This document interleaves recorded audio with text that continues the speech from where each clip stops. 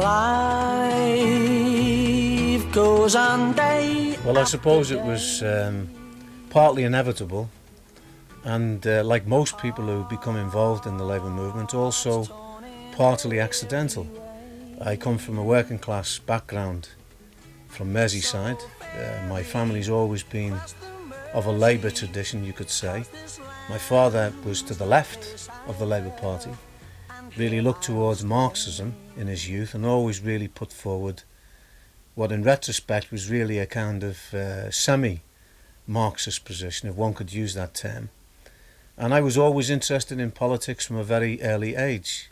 But I met a supporter of the Marxist tendency that eventually set up the newspaper Militant. Met him on after a football match, went along to a May Day demonstration in Liverpool. This individual, by the way, saw me wearing a CND badge. I supported CND, but I was also looking towards a socialist and I suppose a Marxist position. I then went along to the local Labour Party on a canvass, and I also then met another supporter of the Militant. Then I gradually became involved in the grouping which subsequently set up the Militant newspaper. We did have the whole world before us, and looking back, and perhaps even at the time, our opponents would have considered that our task was hopeless, because the tiny handful of Marxists in Liverpool, in London and a few other centres in Britain, it must have appeared as though we were like pygmies walking in the foothills of the Himalayas with this huge mountain before us, a mountain that was going to be very difficult, if not impossible, to actually scale. Because of course at that stage it was a period in some ways similar, in some ways very different to the position that we have today. It was similar in the sense that we were coming to the end of the 13 years of a Tory government. We were on the eve of a Labour government coming to power. That Labour government would have been a right-wing government, we expected, and it subsequently developed in that way, led by Harold Wilson. The ideas of reformism, of right-wing reformism, appeared to be very strong within the Labour Party and the trade unions.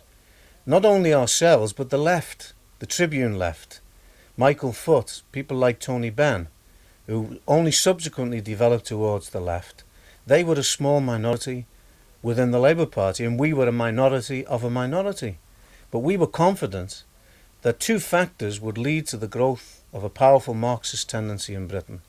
On the one side, we had the priceless asset of a clear programme.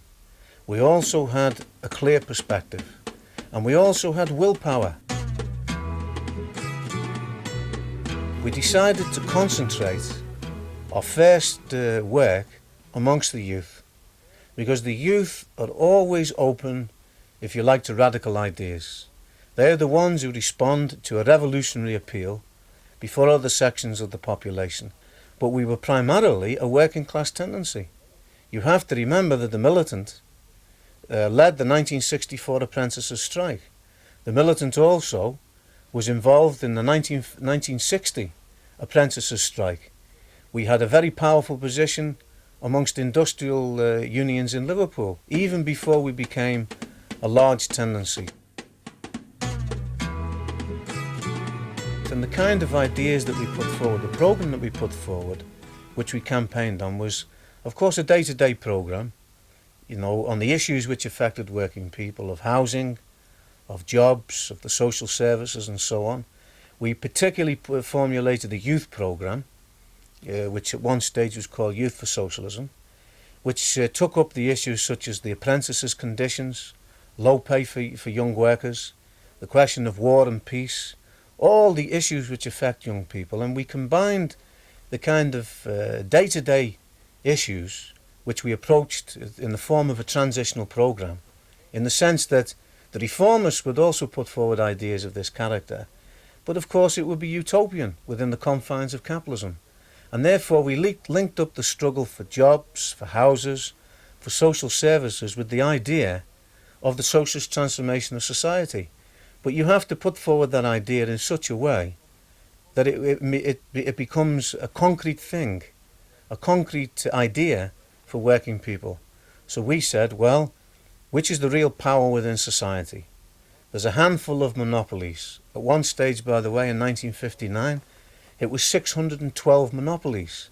Then, on the basis of information that appeared in the capitalist press, I think when the paper was first set up, it was 500 monopolies, and then very quickly it became 400 monopolies, 350 monopolies, and today there was 300 monopolies and then 200 monopolies. So you will see, at each stage in the development of the militant, the demand for the nationalisation of the monopolies, the actual number differs because of the tremendous concentration and centralisation of wealth, of capital, of ownership of industry that has developed in British industry in the course of the last 20 or 30 years. So we put forward the central demand that a Labour government should nationalise the big monopolies. We said compensation, yes, but not the compensation for the ruined industries that we'd had in the past, such as coal, gas, electricity and so on. Lavish overcompensation, but compensation on the basis of proven need. And that programme, it got tremendous support from the more thinking sections of the youth and the advanced workers in the Labour Party and trade unions. And with the failure of the Labour government of 64 to 70, our influence rapidly developed, particularly amongst the youth. So ferry, cross the Mersey. The Labour Party national leadership has moved against the militant tendency in Liverpool. The place I love.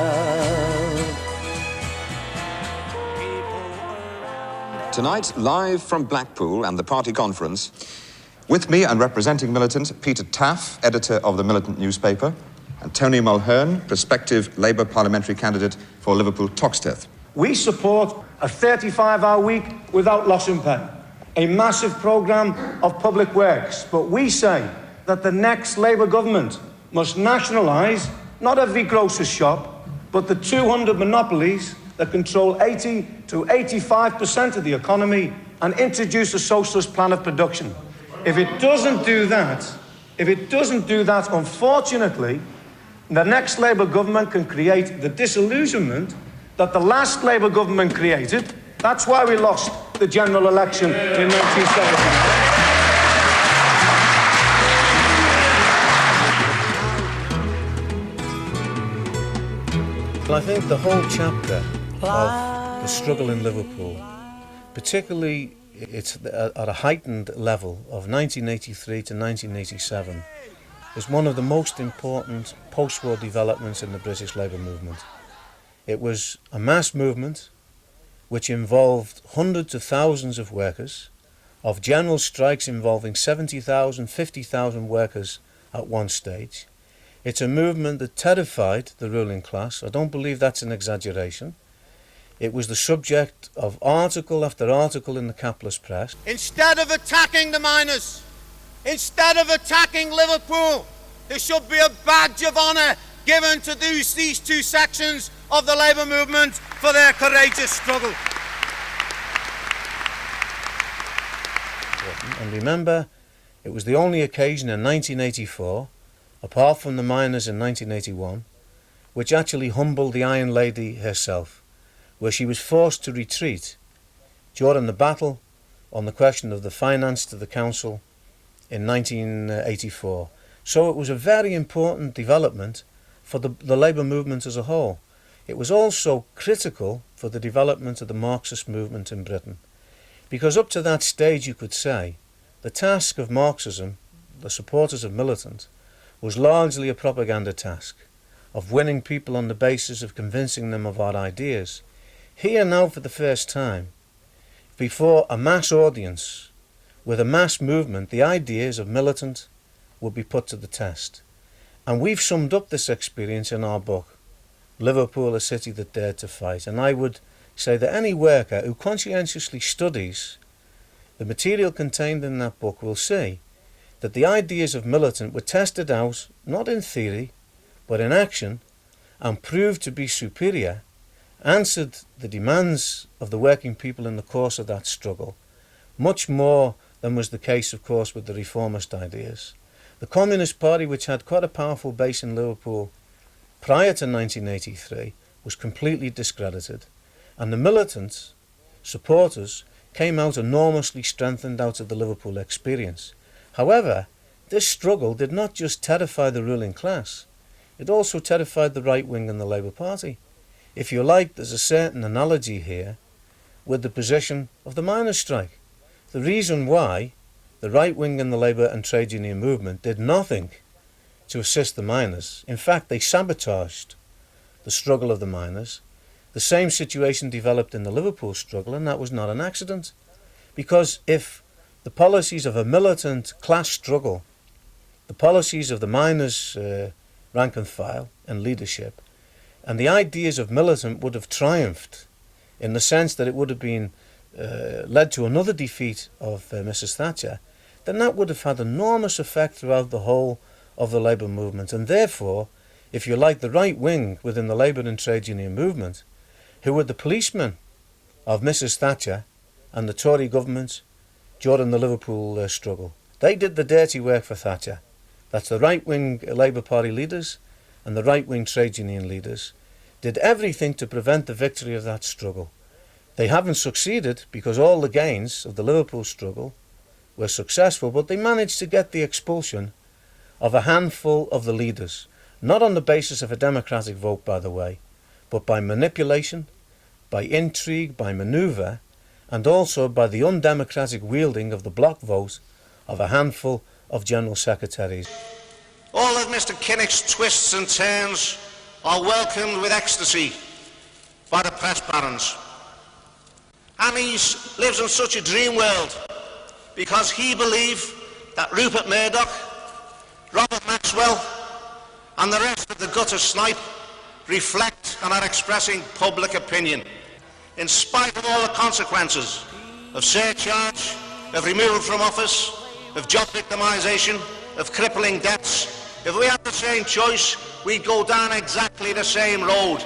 Because to do anything else would have been a complete betrayal of the working class who elected us to office.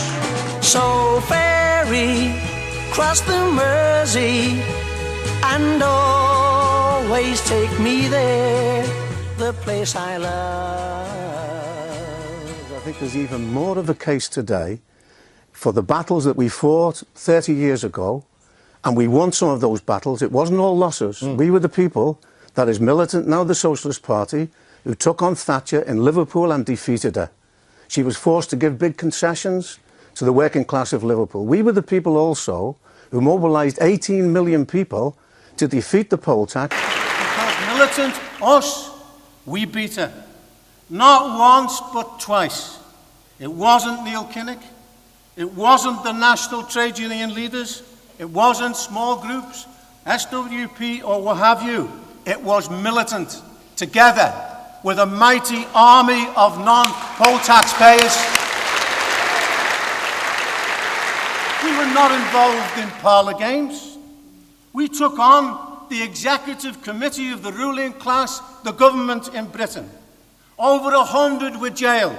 34 of those comrades were members of the Militant and members of this organisation. 18 million people to defeat the poll tax, and if you read Mrs. Thatcher's biography, you will see she admits in there that that battle, Paul, led to her resignation. It wasn't the EU. Life goes on day after day. Now, we call this event socialism for a very special reason. Because after the collapse of Stalinism, the ruling class conducted an unprecedented campaign to discredit socialism, to discredit the class struggle, and an attempt to weld the working class in defence and in support of its system. In reality, what happened in Eastern Europe and Russia was not the discrediting of genuine democratic socialism, but really of a perversion of that marvellous idea in the form of the horrible caricature of Stalinism. This system is a system that is sick unto death. It is not an episodic crisis. It is a systemic crisis. It's a structural crisis of the system. All the parties that stand on this system are in crisis today. Above all, the bourgeois parties, the capitalist parties, but also the Social Democrats, or to be more precise, the ex-Social Democrats. And let us remember, what we call reformists have not always betrayed the working class. There have been periods in the past, in the Labour government of 1945 to 51, when they carried through a quarter of a revolution, if you like, with the nationalisation of coal, steel and so on, the creation of the National Health Service itself. But now the Social Democrats everywhere, not just in Britain, are the agents of counter-reforms, are presiding over cuts in the living standards of working people. When Lenny McCluskey a couple of months ago warned that if this goes on, the members of this union are preparing to break with Labour, and he said openly are looking towards a new Workers' Party. And he said this could happen after the election.